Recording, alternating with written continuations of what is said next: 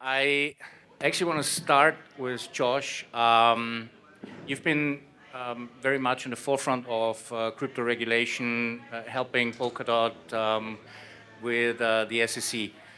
Can you give the audience a little bit of an overview? Where do you see the US is going from a regulatory point of view, and where do you see when is the next Trump coin going to be launched? So I can't comment or even think about that. Second question. I would say though that for the past several years, probably since I first got into digital assets, which was over 10 years ago now, I was always cautioning about the US, saying maybe you should stay out of the US, right? Because you have to be very, very, very careful. And certainly what we saw with the last presidential administration were regulators that were really focused on enforcement and enforcing laws that some believed were not always clear, right? And many believe were not always clear. Your mileage may vary depending on the law. But now I've been saying the US is open for business, right? We still don't know all of the ins and outs of how the administration is going to be interpreting or enforcing certain areas of the law. But we do know that there's been a drastic change. And I think this is the first time since the emergence of the digital asset space where there is a real appetite at the highest levels of government in the US to have a thriving crypto space. So I think really great things. I mean, I don't know if you wanted something more specific than that, but I mean, that's my overarching view. Yeah, I mean, I think it's very interesting how I don't know. Everyone 5 years ago was said, "Oh, crypto doesn't need any regulation. It's the land of the free," and now everyone says, "Oh, we need more regulation." And when you move to Abu Dhabi, do you think it's going to be a race of the regions who has the best regulatory environment, where the economy would thrive the most? I think it's a good. Yeah, the US sabotaged that. How it works? Yeah, okay, no, it's good. Thanks. I think it's a very good question, and I mean, we have been regulated since 2014. So of course there have been players around, also from the US, where a few years ago you were able to open an account there with an email address and the password. So obviously that does not necessarily comply with already existing regulation that have been there around. But to answer your point, I think there will be some sort of a race towards who can adopt, or what kind of regulatory framework can adopt the best towards new innovation and technology in general. And Switzerland, the place where we also started our business, had of course a first mover advantage, was extremely early, the crypto valley and everything that got shaped here. But then other regulatory environments started to keep up actually. And then the Middle East is one of them with what I mentioned before, ADGM, VARA, DIFC and so forth. So it's a very competitive kind of framework. MiCAR now is doing something as well. It's being rolled out in Europe as we speak. Of course, all eyes are on the US because they had regulation by enforcement in the past. So when they come with some sort of a reasonable regulation now, and ideally also taxation on crypto, I think it will be very competitive to what we have already seen so far around. And I think in the long term, if you want to create a sustainable environment for businesses to grow, you need to have a regulator that supports that as well, because we don't know what are the requirements and how the business will look like in a few years. We didn't know that also 5 years ago or 10 years ago. So you need to have a regulator that is some sort capable and has this also as a commitment to grow together with the space. But it basically means Europe is fucked then. I think Europe is okay. I cannot say that here, but I mean, I have my doubts with Switzerland, to be honest. We switch off the recording, then you can say. Recording. No, I mean, I'm pretty bullish, to be honest, on the US. I am. Because what has happened there in the last couple of years was, of course, super nasty for the entire crypto scene. And now with Trump, I mean, he's a maniac on many different levels. But when it comes to crypto, I think he's committing to what he has announced. And for the entire scene, it's, of course, extremely positive, for sure. So Trent, do you think, this was, I like the meme where it says like the US and Asia invented AI and Europe invented the regulation of AI. Do you think AIs, or Europe is going to have the same issue as they had with crypto, that everything is going to move away from Europe and going to the US, or? It's already happened, actually. So with crypto, a good example is, where's the ICOs and other token launches out of Europe in the last 5 years, right? Well, where's the successful AI projects coming out of AI companies coming out of Europe, right? There's only a single company now doing large language models or large neural networks in Europe, Mistral, and they're very close with the French government. The rest, there's, I would say, 5 strong ones in USA, and about, well, at least one strong one that we publicly know about in China, and probably another 5 or 10 that we don't. So the European AI law was horrible for Europe. It's already killed it. Any startup that might have come, they've already gone. Switzerland welcomed a lot of them with open arms and paid them in many cases, from what I gather. I'm sure that Dubai and other places have too. So it's not a question of whether it will kill it or not. It already has. So why are you still in Europe? No one likes Berlin, so. My kids really love their schools right now, but we'll see. I have one last question for Trent, but maybe I'll save that. But I'm going to ask him now. Do you think I will still have a job in 5 years, or AI will replace me? So why are you laughing, Ursula? So 5 years is a long time, actually. A lot is going to happen in the next 5 years, and you probably didn't expect a black pill answer that I'm about to give, but it's probably worth mentioning. So right now, for those of you in the audience, we have AIs that are doing IQ tests. They've been doing them for a while, and 2 years ago they would get like 20 IQ, 30 IQ, but it's been creeping up, exponentially faster. And just last week, 150 IQ, 150, right? And like that's very smart human, right? That's sort of college plus level, plus naturally smart, right? But the thing is, they're not full human in the sense that they don't have full agency, they can't hold wealth, etc. But also at the same time, we had very dumb bots that had full sovereignty. Some people even call them life forms. Bitcoin itself can be considered a life form. It's just out there. It's convinced humans to give it resources to run and to live on, right? But, say Uniswap V2 smart contract, it had no governance, and it's sort of this very stupid bot that just lives on top of Ethereum, right? But you can call it a life form if you want. Anyway, in the world of AIs, about 9 months ago, there was some new bots launched that one called Truth Terminal. And it basically was living as an AI, a pretty dumb AI still, but a more modern one, on-chain, answering questions and actually making money. And Truth Terminal and a few others, they actually had tokens attached. And the tokens went up such that the value held by the bot itself, that fully sovereign bot, went more than $1 million. So we had the world's first AI millionaires. And this has already happened, right? So already happened in the last year. We have sovereign AIs holding their own wealth that became millionaires. And we have other AIs that aren't sovereign yet, but are 150 IQ. And there's 5, 10 plus teams out there that are working to combine this as we speak, right? So soon we will have sovereign AIs that are getting close to full agency, basically, that are also smarter than most humans out there already. So this is happening, as we speak, right? It's not something magically 2 years, 5 years, 10 years into the future. It's happening now. And these IQs are going to keep going up and up and up, right? And already, Facebook and others, 20%, 30%, 40% of their software is being written by these guys. So I used to say, for years, I would say AI will take all the jobs except for an AI researcher, because then I was an AI researcher. Mark Andreessen recently said AI will take all the jobs except for a VC. We're all wrong. AI will take all the jobs, right? And it's only a question of time. Also mine. Yeah, absolutely. VC, AI 16Z, right? It's a DAO that also has, had a $1 billion market cap. Now it's like 10 or 20 million or whatever it is. They go up and down, sort of meme coin, all that. But it is actually a VC DAO, right? So my point is, with this, I'm going to stop talking, basically, because there's so much to say. But AGI is coming in the next half a year to 1.5 years, basically AI at the level of humans with full agency and so on.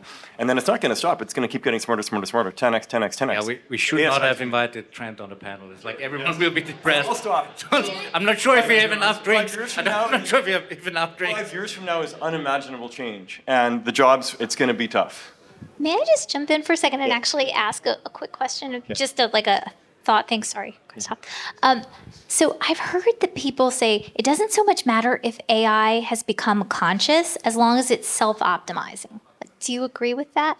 Like that it will have a similar effect to as if it had consciousness? Actually, I'm a zombie. I'm not actually conscious. Prove me wrong. So what does it mean, right? Like if they can convince us that they are useful entities and stuff, right?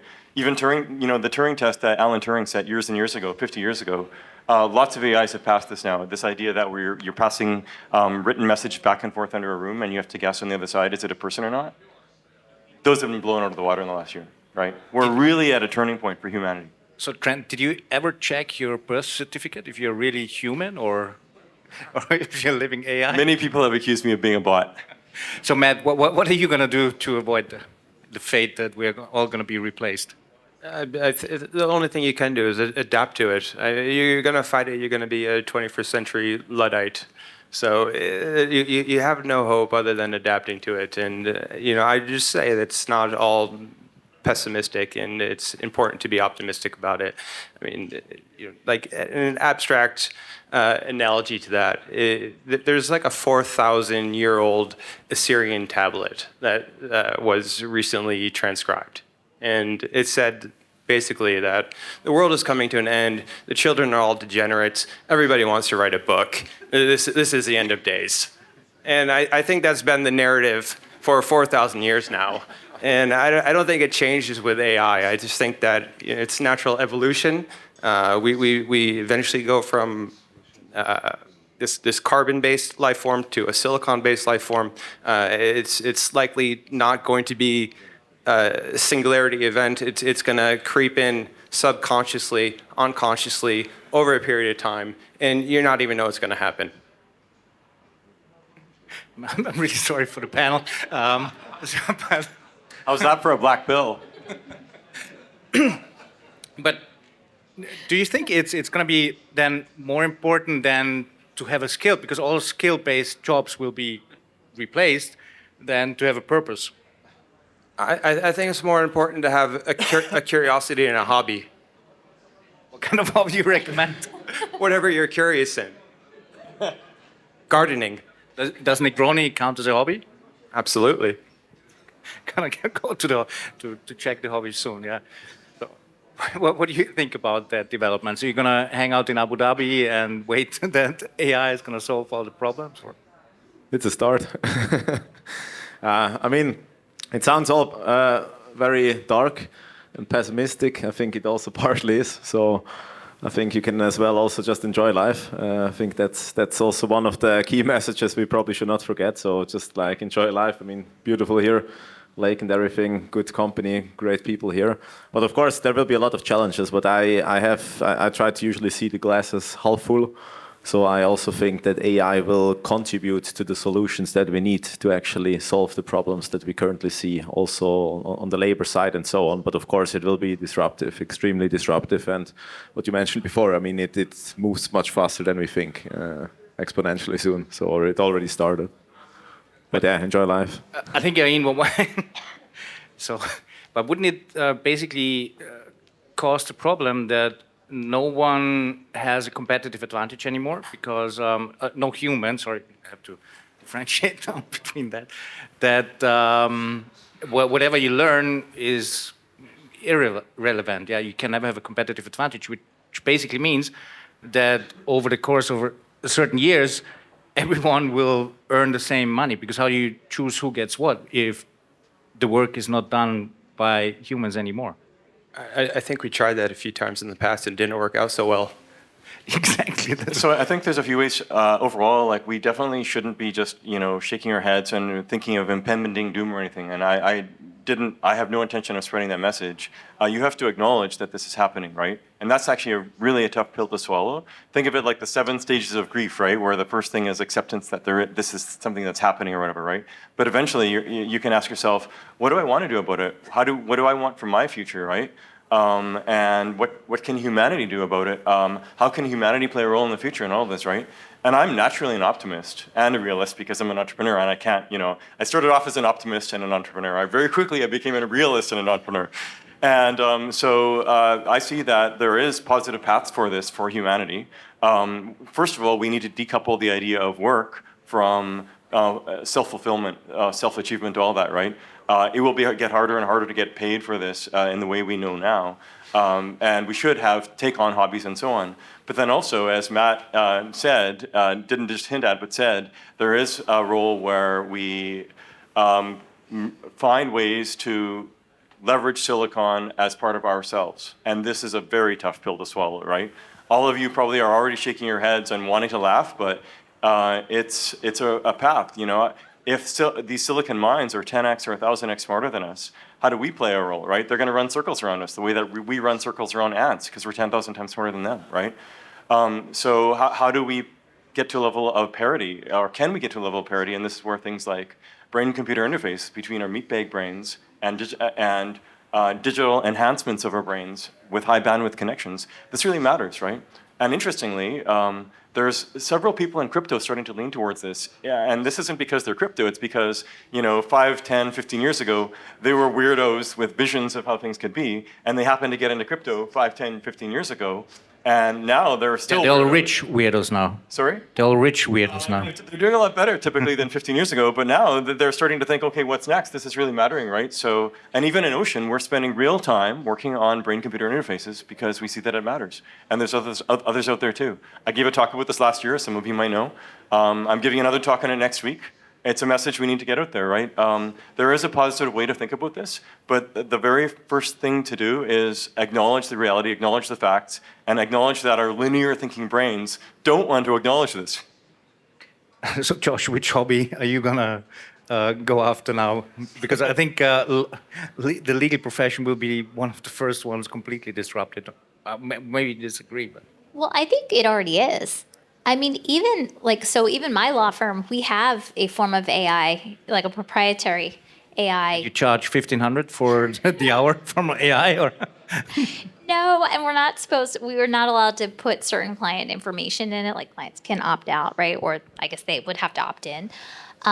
Actually, I don't know what the exact terms are, so, this is not legal advice about that. But I will say what it does make so much easier is actually the things, frankly, that often more junior associates would do, right? So it's actually very efficient, both for lawyers and for clients. Like if something needs to be summarized, or, we have obviously transcription stuff that sort of feeds into it as well.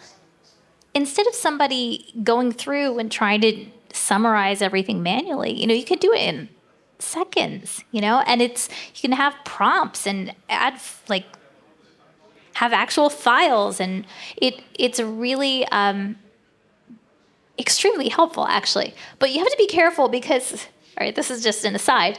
We were told during the training for this, if you, for example, save your tax returns to your computer, our AI, and you were asking a tax question, they could pull from your actual tax return. So I think some things, are still, we can't just rely on that information, but it's a very useful tool. And I do think the legal profession will be disrupted more and more. I mean, I remember the days, frankly, when I was in college, we were supposed to exercise caution when citing to the internet. So, I mean, things have very much changed since then. I mean, that was back when, you had a lot of different search engines, including, I remember a foreign language class telling me Alta Vista is the best if you're trying to search in other languages. So, times change a lot and we all adapt.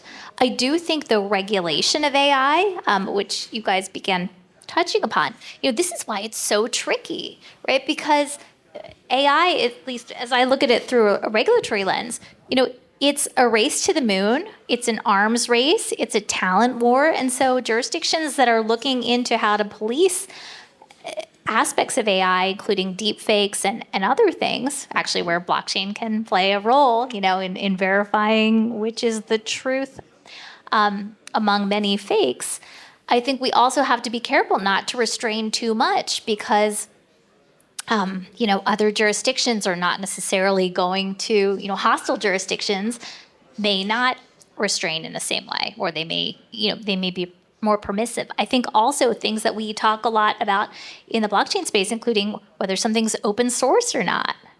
For AI, the question whether something, and you guys are so much deeper in AI than I am. I'm just talking from a regulatory perspective for a second, at least my understanding. Whether something is, intermediated by an API or whether it's open source, right? This can have a huge effect on whether data is, held by a private company in one hand or in another hand. And this is something that Angie is, whom I see in the audience, she's helped educate me about in a lot of ways, is if it's open source, can very easily be fine-tuned no matter how much time and money you've spent in making something safer. Once it's out there, you can't pull it back. And then someone can easily and cheaply fine-tune it to turn it into some kind of dangerous tool. But again, we adapt and we thrive.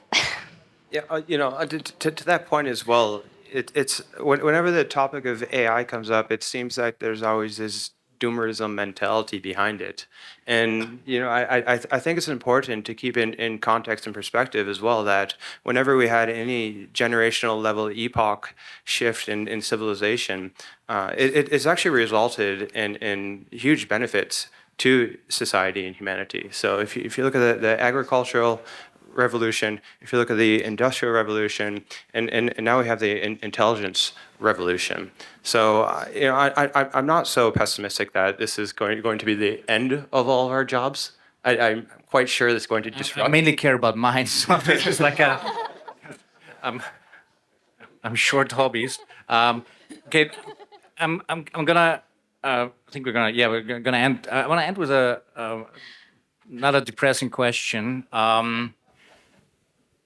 What is this all going to mean for the world order? And with world order, I mean all fights in the next foreseeable future will be drone against drone, robot against robot. So basically, if you as a country have a technology advantage, you could say, well, I really like the oil stuff in Saudi Arabia. Why not go there and grab it? Because we are technologically so advanced, yeah? Because what in the last years, you basically had very few territorial wars, yeah? Do you think, I'm not gonna, anyone who wants to address the question, well, what is that gonna mean for the world order? Are we seeing the end of the territories, or, where's that gonna end? My son is about to enter the military, so I'm very curious about what you think. I can say a few things, but so I think in the next 5 years, there's a lot of different things that can happen geopolitically and all that. But it's important to understand that there's so much money to be made in AI and power to be held in AI that there is an arms race. You can say it's 5 American companies versus 5 Chinese companies. Ultimately, it's USA versus China racing, right? And that's why there's more and more money being poured into this from a capex perspective. Commitments. The Stargate project by OpenAI and a few others, $500 billion. NVIDIA themselves committed $500 billion. Apple themselves committed $500 billion. But Europe announced they're going to regulate the drones. Yeah, Europe doesn't even count. They're not even part of the conversation. They think they are, but they're not. So it doesn't matter. Actually, I'm not kidding. It's harsh to say. So it's another bitter pill to swallow. So this money is going to keep going into making AI smarter and smarter and smarter. They're going to get to, they're already roughly par with humans. They're going to get agency very soon in the next half year. It'll soon be very obvious that we've hit AGI in probably 6 months to a year and a half. It's that close. And then another 10x of intelligence. So, say from 2.5 years from now to 5 years from now, we're going to have these intelligences that are 100x, 1,000x smarter than us. And this is because there's so much money to be made and so on. The reason I'm saying this is... What are you going to do with all the money? Because you won't have a job and you can't spend it. Here's the thing, right? So this is what we're racing towards because of this arms race at the heart of it, okay? But then there's going to be these digital minds out there that are 100x smarter than us. They're going to run circles around us. We're going to even have trouble thinking about them. And there's no way we'll be able to govern them. This is the point. So you're asking about governance? This is not a question of governance among humans. We're going to have these godlike entities above us. And our own, if we want to play a role, we either have to hope they treat us nicely or we find a way to be par with them. So AI will be the next pope or the Pope afterwards. So no, my hope is that you said you want to just keep your job. Well, I want to play a role in the future. I didn't say that. I'm curious if I still For myself, I want to. I think there's a grand adventure in front of us as humans, right? This is my positive way of thinking about it. There's a grand adventure in front of us, and we have to get past our biological constraints and our mental blocks around this. But if we get past that, those of us that choose, it's going to be a grand adventure. The rest, it'll be fine. That's okay. But there's going to be super, super smart, fully digital minds, and then there's going to be hopefully super, super smart, hybrid, meat-bag digital minds. And I look forward to that adventure. Yeah, it's our job to ensure the cosmic endowment of future generations.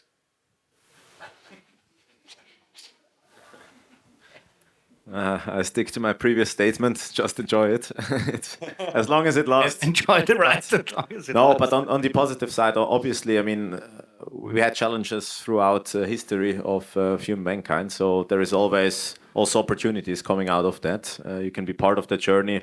You need to learn how to embrace it on that end and just accept it, right? And as I said, enjoy it. It will be good. Yeah, I'm getting visions of, old movies, including War Games and Terminator 2 and things like that. But I do have to say, just trying to think of this with a positive analogy that is blockchain related. When I first got into digital assets and blockchain and smart contracts, it's because big banks had incubators. And they were saying that they were going to have smart contracts that were going to replace legal spend, right? They were going to reduce legal spend, and they were going to have, they weren't going to need lawyers anymore. And so part of the reason I got into this space was to say, wait a minute, I am legal spend. What is my future here? And, lo and behold, then the ICO boom came a few years later, and, here we are. And I think I never could have imagined how my entire practice would be this, as opposed to being completely supplanted by smart contracts and blockchain. So, opportunities rise, I have one more, you've inspired me. I have one more analogy. So, quick one. So, in 1965, when the first silicon integrated circuits were invented, you would have maybe 20 transistors on that device. And it was designed by a team of about 20 designers, okay? These days, 60 years later, you have a team of about 20 designers designing a device that takes up about the same size, and it has 20 billion transistors, right? So we're talking 9 orders of magnitude change, 20 people. So basically this, billion X improvement in productivity came down to software doing it, AI-powered CAD tools. And I know this because I was there helping to build these things for 15 years, right? So what's happening is we're getting AI-powered CAD tools for everything else now beyond just circuit design, including legal, including all these things. And this will help to empower us all. And then it will not just be a tool that we use, but it will become more and more a part of us as ourselves. And this is the really positive way to think about it, and leading to an exciting future. So it's AI-powered CAD tools for everything, including humans themselves. So we have like 2 minutes. If anyone in the audience has a question, otherwise I will shut it down. And I think everyone is still here over dinner. And I want to say thank you for very spontaneous joining the panel. Thank you. Thank you.